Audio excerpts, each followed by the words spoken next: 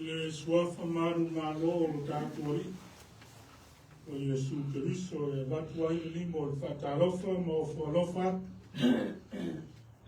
a malo le whalau munia tātou iai lona uwai asusa o nei masina o uwai masina o le tau tātou whai ngā malanga o le nei tau samfou tātou te mi ia ai ma whaafikaia le anga le lei tau si mai o le atua i lo tō soifua mo le tātou wolo ia i lava o le tau marunu ia ua tātou maua manuia o le nei tae au fou tae au tutoa tae au tō file mū o le atua mea lea o maia se o tātou tātou i atu i le atua.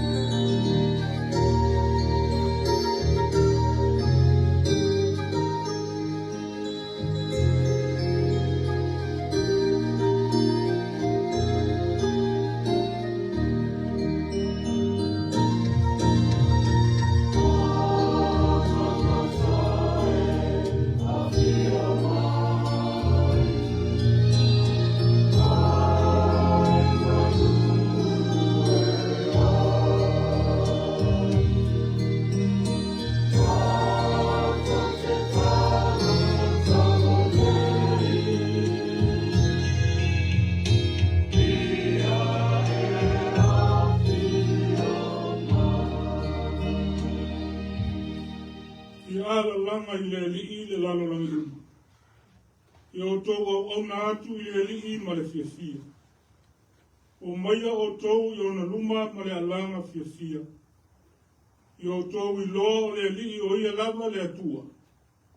O ia na whaia i tātou. O whai i tātou mona. O lona nuu i tātou. O le lafu mā moe ua ia whangaina.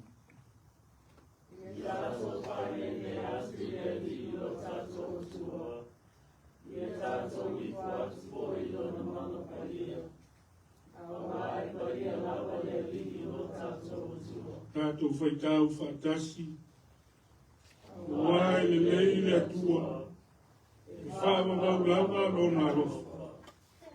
E o atu lava lona whaamaoni i le atu kulama ma le atu kulama. Tātou titala. I oe le atua silsiliesi. O lau o fio o lo mātou atua, o lo nu foi ma lau e kale sia o lo nu ma o tangata. Na e filfilia, mātou te au auna lava i lau o fio. Le neita e au to a file mu o lau o fio. Tā pena o mātou tangata e ala i lo ngana, whaatumuina i mātou uma. Fio mai a leli, a tumu o mātou loto, ma whai ai o na mātou wofo i nātu le neisa unima. Ia ngāna ma le wha maoni lau. Ma mātou wala au e ala i lo suafa i Iesu. Amen.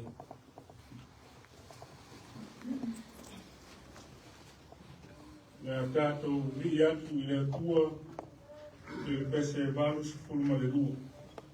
Valus fulma de lua pese. Oh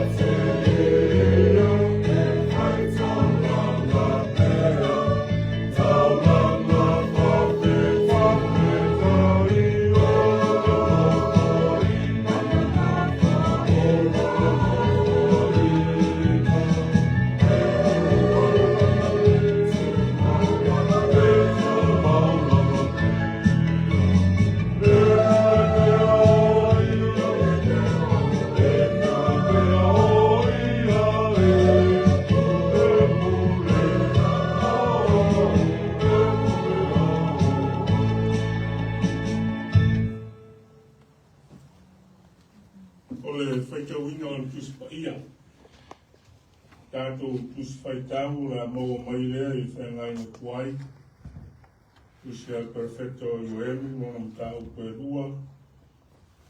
Na mata le whaitau mai le whaiu koe lua, sifu mai le lua. Whangata mai le whaiu koe lua, sifu mai le lima. Ioelu mtau koe lua. Rea tātou whaitau whelafua mai le whaiu koe lua, sifu mai le lua. Whangata mai le whaiu koe lua, sifu mai le lima. Pāwhonga maia. Nā whiongpa ia o tātou atu. Manu vai whao le wawe, aua tau te whiwhewe. Wā o tupu le mutia I mea te taai, manu o le wao. Wā o fua mai le la au I lona fua, o le mati atoa ma le vine o matua fua mai lava. O tau whai le whānawa si o mai, mi au tau fia maoli oli a I o na loa tō. Wao I e whai na whakatau mai a te o wai na mua. Nā le whātoto I nei whapori e o tō. O le wai na mua, a tō na le wama muri sina mua. Tu tumu mea e sasa e seito I seito. Tau ma sua o lātou tu ngā waina, I leo waina ma le suau. O tau I atu o tō kau samana I hea te a kise. Mai le se a leta, mai le se ka siri, mai le se ka sama. Rau I tu tau a te na o au na atu o tō. Ia whamanuia mai le atua e ala I ngā whiongpa ia. Sa tātou whaitau ma whalongo iai. Ia ia te ia pēr ki inga nei māsa umai o I le whakavau lava. Amen. Oi pese se laus fumari tolu, tātou te vivi iai I le atua. Se laus fumari tolu le pese.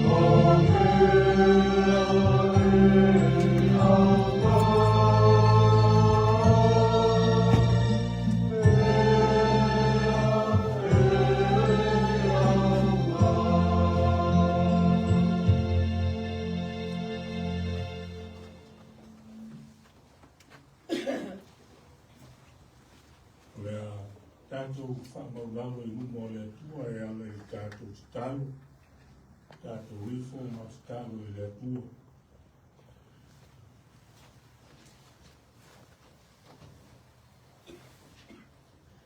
Gracious God, we come to you this morning and we give you thanks and praise. We praise your holy name because of your love and your kindness and your kindness upon all of us. You brought us here together this morning so we may worship you and thank you for all the blessings that you bless our families and your church. Thank you, God.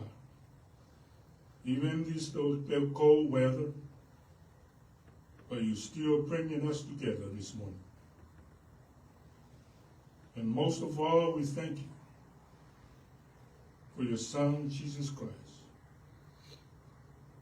His death and resurrection gave us life, abundantly life, and everlasting life.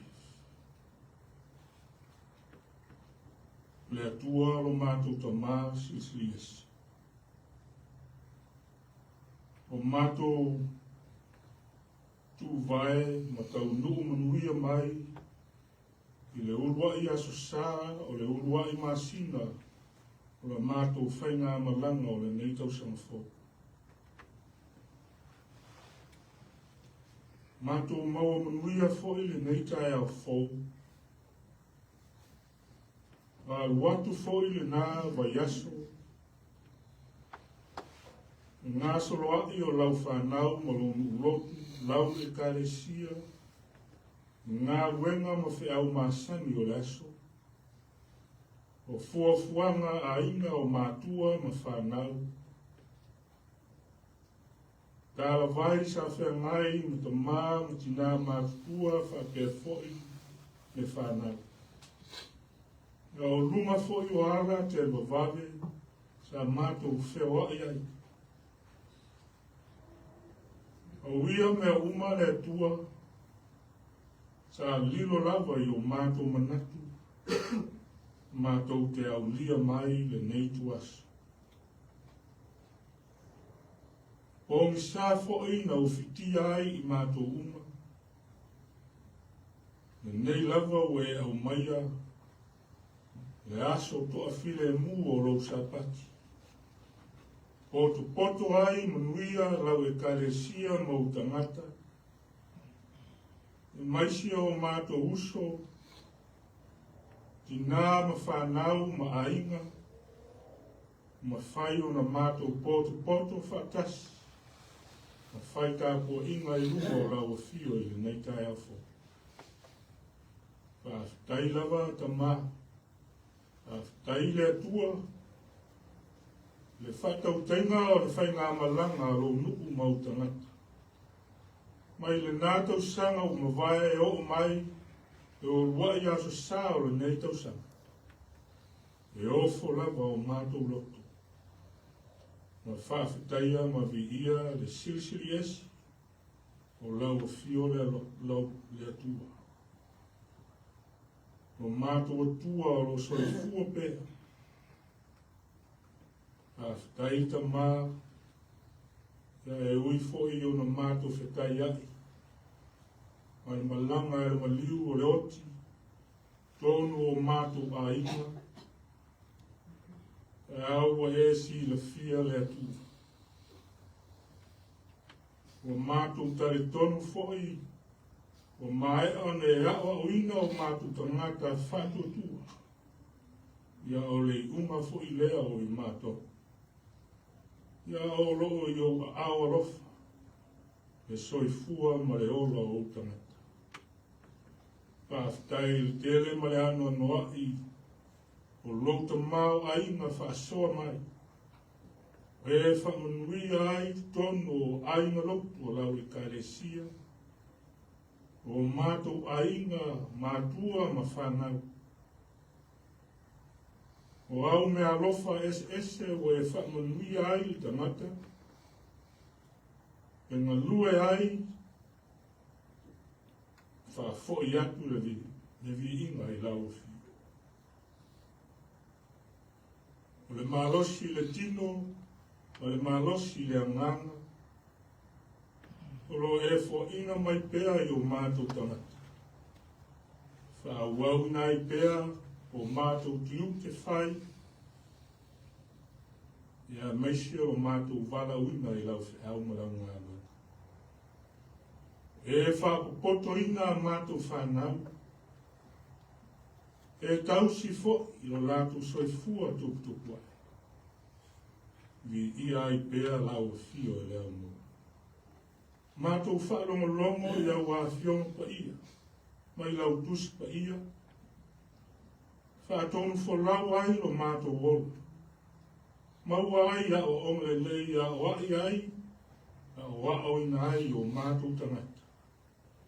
Tau lai pēa la mātou wa ai, i lau fio letu.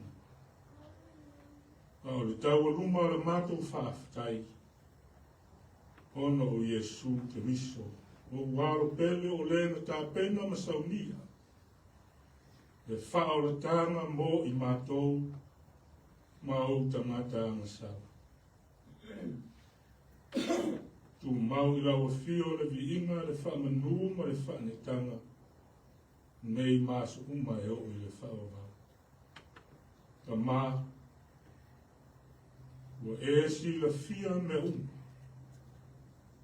Ia o lausi la whanga e ati i o mātou tangata taito tasi. O le tangata malana, o mātou whale tonu ma se se, ua e si la fia le atua. O mātou tū maanga, o mātou tautala, o mātou savali, o e si la fia me u. E wai ai teimi, maaso e whai ai pēa o mātou mana, o mātou lotu, a o mātou lesa ili atu i lau fi. Pātua tua nai lava, lau fio ma lau finangaru, sa ili pēa le ata mai ma le mea ua, o i loa e tangata. O mātou whātua tua nai, o mātou tiute, ma ngā ruenga, ma lo mātou wala wina. O mātou aung tae, whaitau a wāwhiong pa ia, o lautus pa ia, e tuina mai ai mātou e whaitau i ai, sa ili atu i lau whiala i loa ngā. Te ele foi o teimi maso o mātou te aung tae e te tāro ma sa ili i lau whiala. O whelo whina ngalo mo i mātou ma lau ngā rui. Te ele lava o mātou se ma whale tonu le tu. O mātou o atu whatasi o runga le nei tae. Hawa ta mai. A mā ngalo mai le i whonga lau e karesi. A mā ngalo lo atu nu, sa moa. A mā ngalo o tangata. O mātou vai vainga mo lo mātou le ato tō. A vea le maliu ma le toi soifua mānu mā roi Yesu. Whama mānu, whama ngalo ai i mātou umba. Lau whanau ansa. Le atua a me tō nue. Le atua e tumu le alofa, ma le alofa muti vale la ufi. Ua o ai e mātou te sa ilia. O lau fio mātou te whanau no manua. Ua o le atua e tumu e le tamao a inga. E tumu le sosia. E tumu fo i le alofa. So swali mai ma whamanuia lau e karesi. E whamanuia mai lau ngā ruenga. E whamanuia i au au na ngā lue. Whawhionga I ti a kono mo lātou whaletua. Au au ngā o mai whaletua. Nai ta mā ma tina o ngā li I tala vau. Tupulanga tala vau o le lalo vaoa o lau ngā luenga o I lunga. E o lawa I whana. I e whamanuia mai le tua. E o mātou tau ma whai lawa e atia e lau tara le lei le nei tū o le lalo langa. Mātou tonu o le nei se tete. E ai lawa se mea mātou te ma whai a le tua. E au noa ma lou whaatasi mai. Ia I mātou. Mātou te tāru. E a lofongia o tangata. Nisi fo I o lau e kāresia. Ka māma tina e le o ato toa le marosi. E o whengai pēr mo tāla vai māsani o aso taitasi. E a lofongia lo lātou soifua. Whaafua loa lo lātou soifua maua le marosi le tino.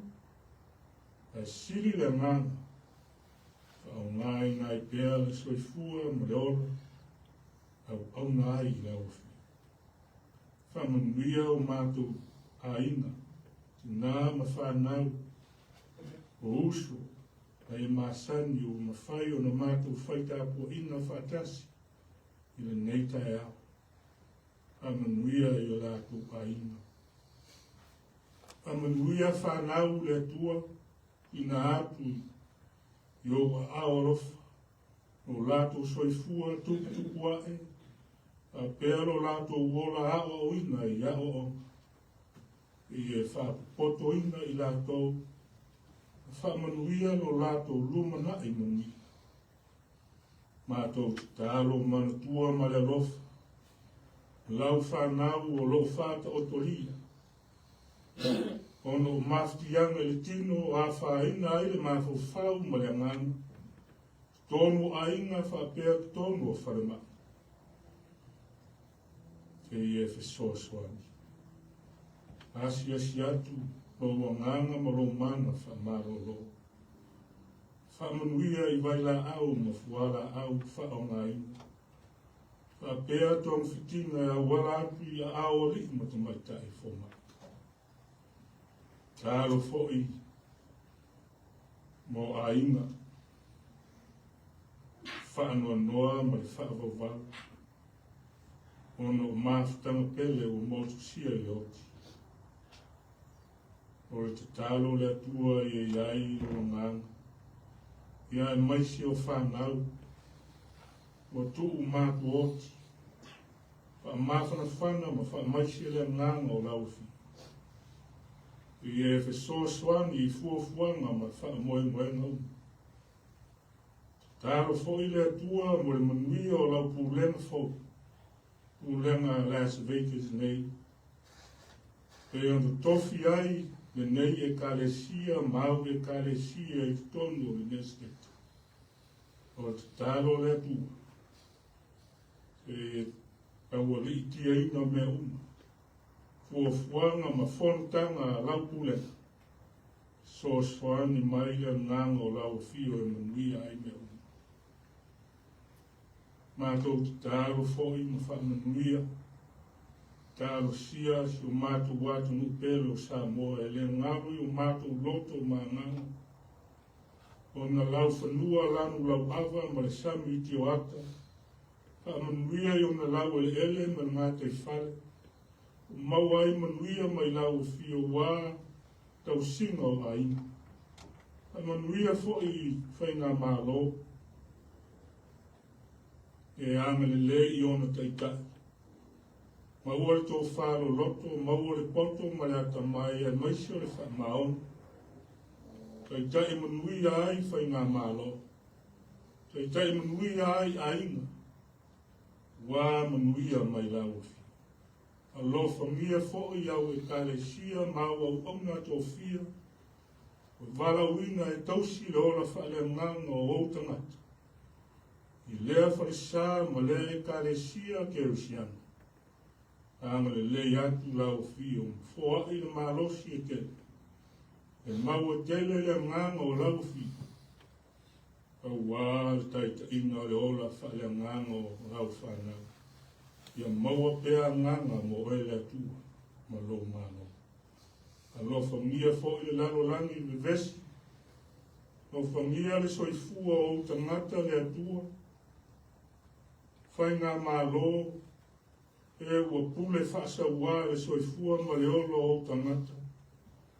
Ua vea le pule ua a vea mala e whasa ua ai le soifua ma le ola o tangata lau tele le ri.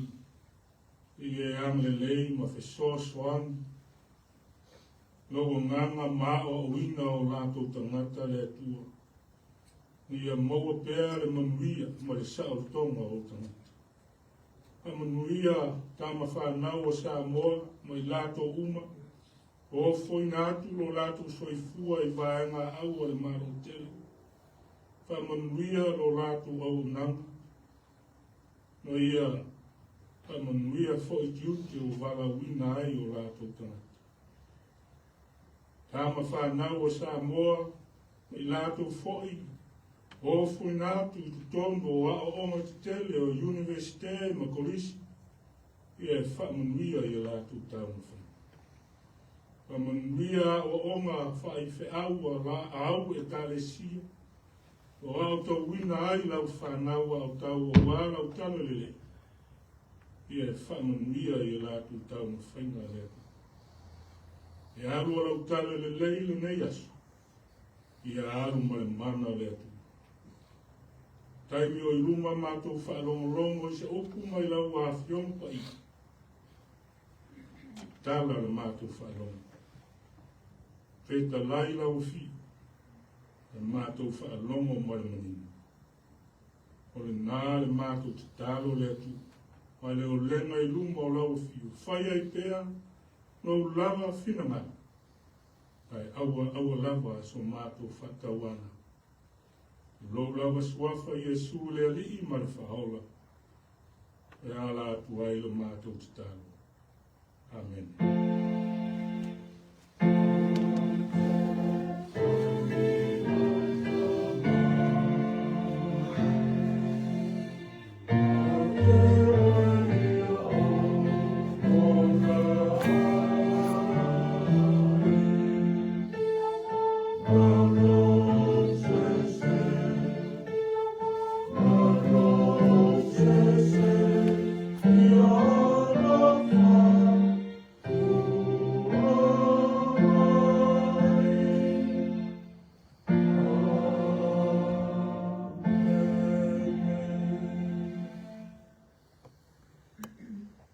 Tātou vi atu i le tua i le pese fase fulu.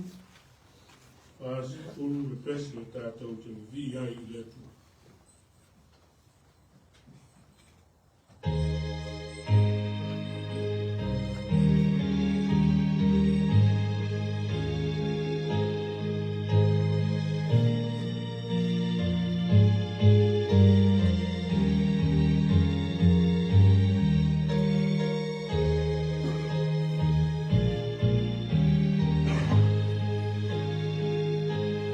Oh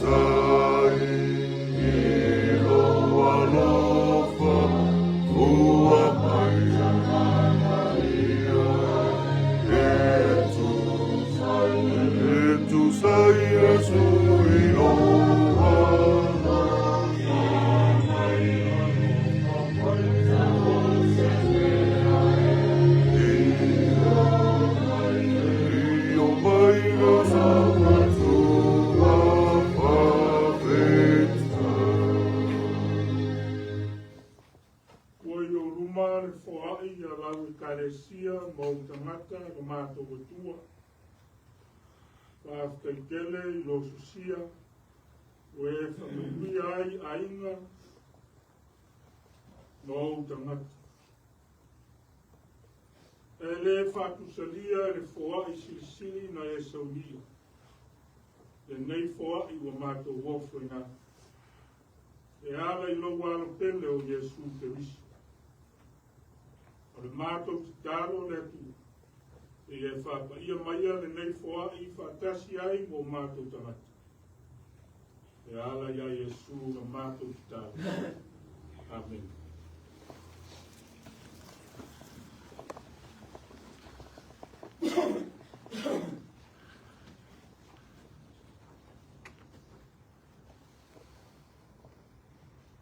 Le launga I le suapu malu o le atua I tamā, ma le alo, ma le anganga pa ia. Amen.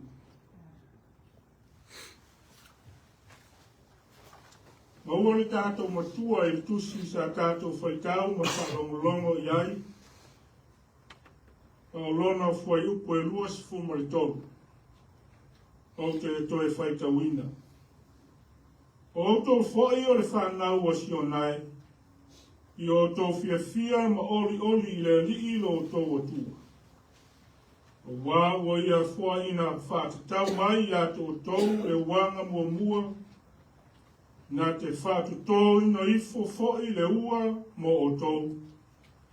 O le wanga mua a toa ma le wanga muli I le masina mua. Manato e au tu ai le launga. O le a maleifua le foafoaga. O le a maleifua le foafoaga. Nature will awake. O le tusi ai o elu. O se vala au I tangata o le atua I ni e salambo ma li liu atu I a te ia. Na ia lato maua le whaamanga longa, ma le toi fuata inga. O se tusi o le whaamasino ngā tonu o le atua. Ai o se tusi foi o le whaamoe moe fōu. O le vai tau o le tamau ainga ma le whaamalia inga o tangata o yuta. O manatu mā ai I le atua. Wa lātou I liu atu I manatu whapito, e ifo I tupua ma le angasala. The book of Job is a call to God's people to repent and turn to Him, so that they can receive forgiveness and restoration. It's a book of God's judgment, but it is also a book of new hope. Na whao ngā e le atua, le foafoaga ma fili o tangata o yuta, e whai maana whasalanga. O lana whaamasinong tonu. Na ia whao ngā toftofonga ma maftianga, na lātou whetaya I e whawhangu ai loto o tangata. O le nui ia lātou to e whoi atu ia te ia. People of Judah have become successful and complacent, taking God for granted. They had turned to self-centeredness, idolatry, and sin. And Prophet Joel warned them. O le toa sao le atua. O lo whaamatala I perfecto I oelu. O le asa o pauli uli ma le pongi saa. O le aso o au mawhiawhia ma le pongi sā lava. Na mta upu o mua, ma le mta upu e lua. O lo whamatari na ai le perfecto I oelu. Le matautia o le mala, ma le maalosi o le nutele o inseti. O le se a te wisi, ma isi tu ai ngā se. Whaamatia ai uta. A le whina ngalo leo le atua. Na ngalo leo le atua na maafua ai le nei mala. A wina mai e le tua e whai ma whasalanga mo le amasala ma le soli o le whengainga e tangato ita. A whai ala e se a lato ngā luenga mo le sauwa ngā rosi. A o le whaalinga mo tangato ita ia toi whai le atua. Ia toi whai mai ia te ina. Mo lato loto atoa, ma le anapongi, ma le wtangisi, ma le tangi a we. Ia tofa ina ni aso e anapongi ai. Ia whapotopoto le nu uma, ma whapa ia ina e whapotonga. O wai a lofa fua, ma lofa muti vale le tua. Tele ngese lona to sa. Tele fo'i lona ofa. E iai le wha mo e fo mo yuta. Tari mai le li. Ma whape mai lona nuu au te fo'i na atu ia to o saito. Ma waina ma sua au to te mao onai. O le ato e maleifua le foafoaga. Le ato e ala mai. Le foafoaga ma toe fo'i fua o le whanua. I le tūlanga masana. O le timu mua, ma le timu muli. Le whaasusu ina ai le lalolangi le taimi whaatūlanga ina. O le whai longa lea o le whamaoni. O le atua i on tangata ma lana whenua. O le foi uku lea sa tātou whaitau i ai. Luasfuru lua e o luasfuru lima. O se vai taimi o le toi fuata inga. O le folfolanga o le toi fuata inga ma le toi whaola o le ina. Toi whafoisia ai e le atua. O lafu manu ma fua o whātu anga. Ma whaaleanga ina ma whaumatia e se.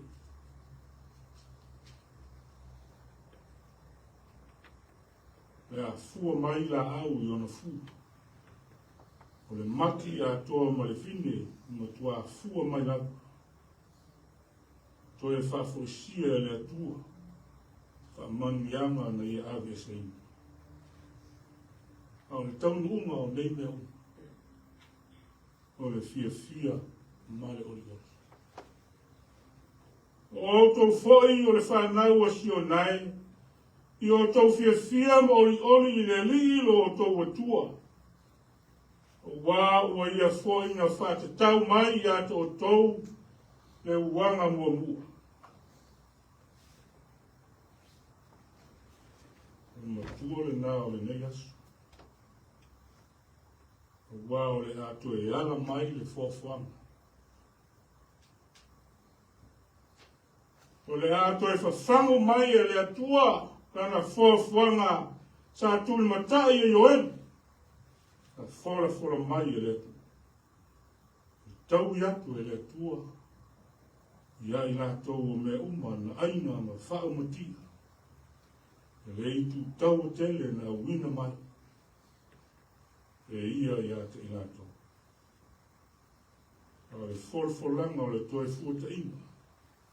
Mo le ainga o yuta.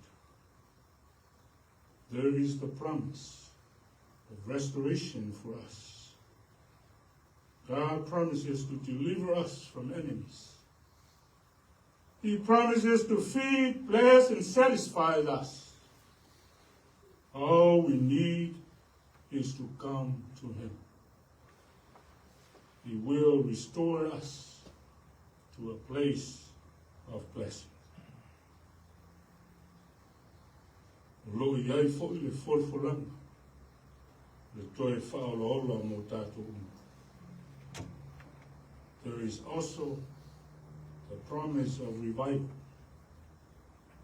God promises to send rain at His appointed time, demonstrate His faithfulness. Promises of blessings pouring down from God. o foafoaga le atua. E whailoa ai lona whamaoni i o tangata ma lana whengainga e whaavau. E ai se mea e popole ai. E whanau o lea. Ia o lea fo se whi au tā ua. O lana e ka le sia ma le au whatutua. Ma o tā pena malanga le tātou wholaunga. Le nei tau sanga fo. Le upu moni. O le tātou te tālo tu whaatasi i le atoa. Le atua i teime o whaina tā ma le soro le lei. Atoa ma le whaatuatua i le atua. Atua maua ai whamanianga. O a mea o a vesea ma whaamatia i le nātou sanga o mawaya. I tātou tule matai. Nei tau sanga fōu ma le whaamanua fōu. Le toi fuata ima. Toi whaafoisia. Toi whaaolo la ina e le tu. Le lofa tu noa le nā o le tu. E le mawai. Lona lofa tu noa o toi whaafoisia ai. Koe au mai ai le fia ma le oli o tātou roto ma nganga. Mai le pongi sā ma le anga sā. A o le folfolanga na whātau nuina e lona lava alo i Jesu Kirisu. Ne ia ma liu o toi soi fua manu malo. Ai au wala mai ai le whaatele ina o le ola. Lo tātou manuia e whakavau. Ne ua tātou talia o ia. Te tonu whātua tua i ate.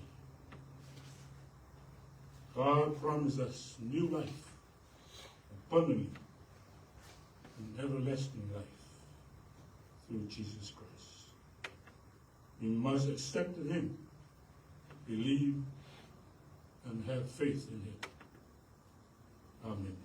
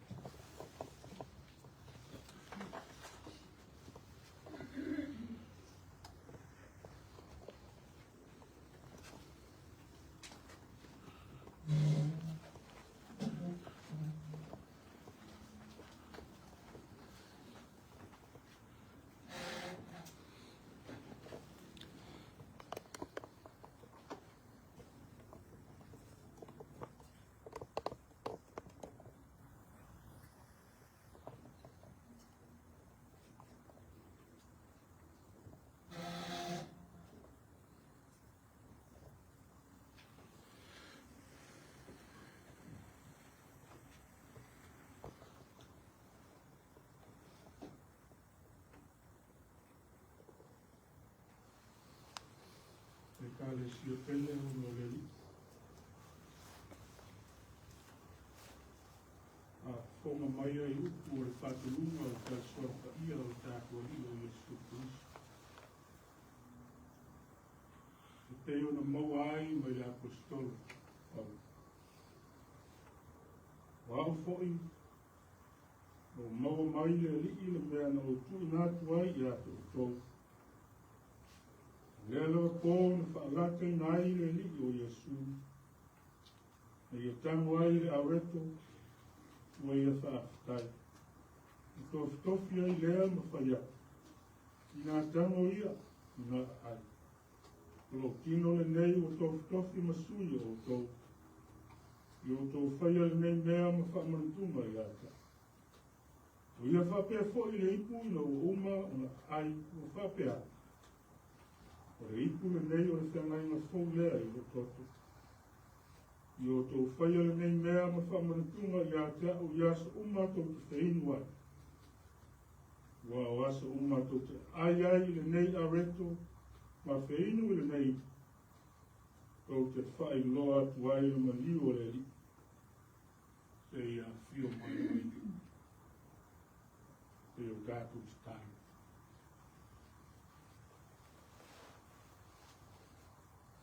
Le atua pa iai, le ali o le alofa fua, ma le alofa mo ti waka. Au mātou wangangaia lo la ai pa i. Mātou tau tino atu. Mātou tangata ngasara. Alofa mai le ie ka ma ngano mai lau e kalesia mautanga. Ale mātou te talo e ala i lo ngana se ia fio ifo i lungo o au me alofa si. O le areto male mai. E ia whapa ia ina a mātou tāngo fia ai ma whiainu ia. E whapa ia ina o mātou tangata atu. Pāwhaka tele Iesu. Pāwhtai loso i fua ako. O foina mai. Ko tino na wha momo ina. O lo koto na wha malini. Ia mā ngalo i mātou umalagwa o tangata anasa. U mau lawa fio le mi inga le wha manu ma le wha netanga. Nei maso uma e o i whawa. Amen.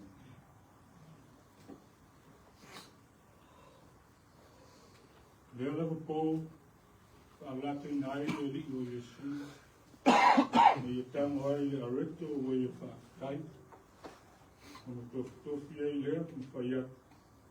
Nā tango ia i nā ai. Lo tino le nei, o tofi masui o tō. Yo tō whaia le nei mea mo whamonitunga i ata. O whapea fwoi le ipu ina o umona lātou ai, o ia whapea atu o le ipu le nei, o le whenga inga fwolea i lo tō. Yo tō whaia le nei mea mo whamonitunga i ata o i asa umautou te whaiwa.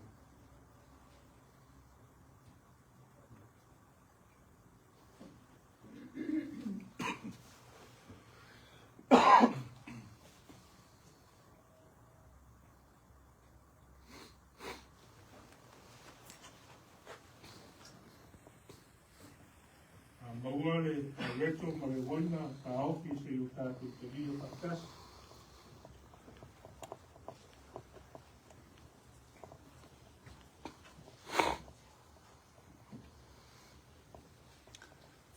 Wai pese, o se lau tōru sku malabatu.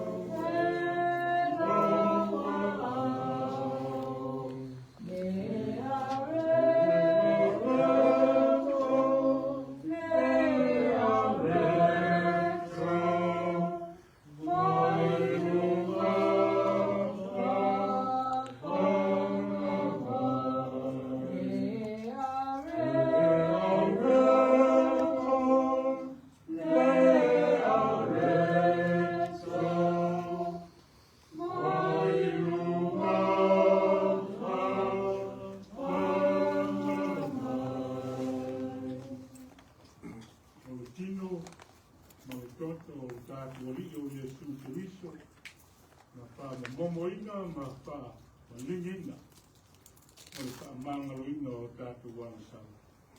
I nā tau ma mawhaia ma whino i ai na nganga wha tai.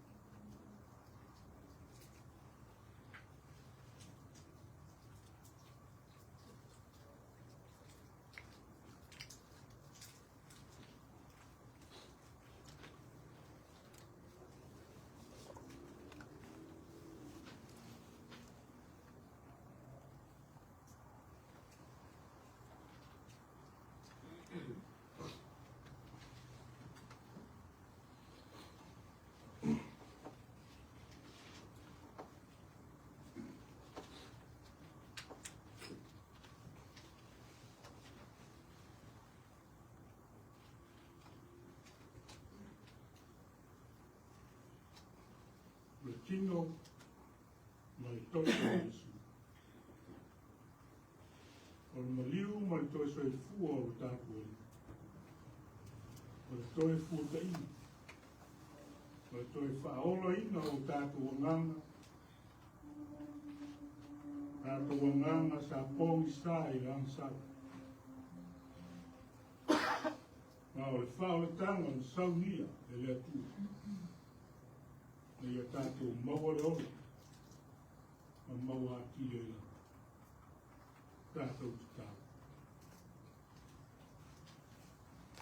Ua mai a, mana mātou whātau nuina, lau polo iu, wa lau polpolanga mō mātou, lau e karesi. Mātou toi o atu I lau fio le atu.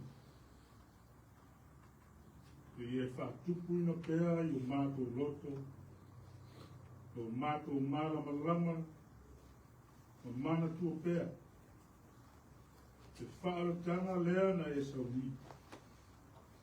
O le toi fōta inga, ma le toi whaolo le ina o mātou tangata. Tangata na sala I lau. Tuptele ina I o mātou loto ma nganga le whātotua. Ka manatu mai ai pēa I le mātou wola I pēa le atu. Iaua o onga mau polo I. Ia mātou maua le olo. O maua atili ai lava I lau. O mea ua le uma o le nei asu. Rāwe le nei whamanatunga. Tā mā ngaro mai lau e kālesia mai mātou uma rea. Mātou tālo e ala I lola wasuafa Yesu. Amen.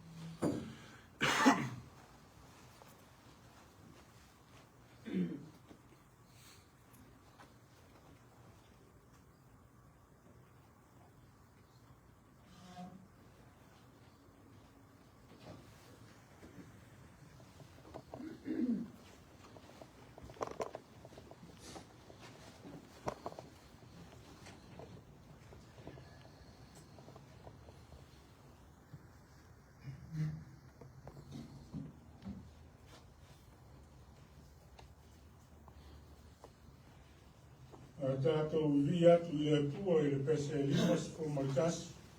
Limas formaltasi le pese e tātou te vi ai I le atua.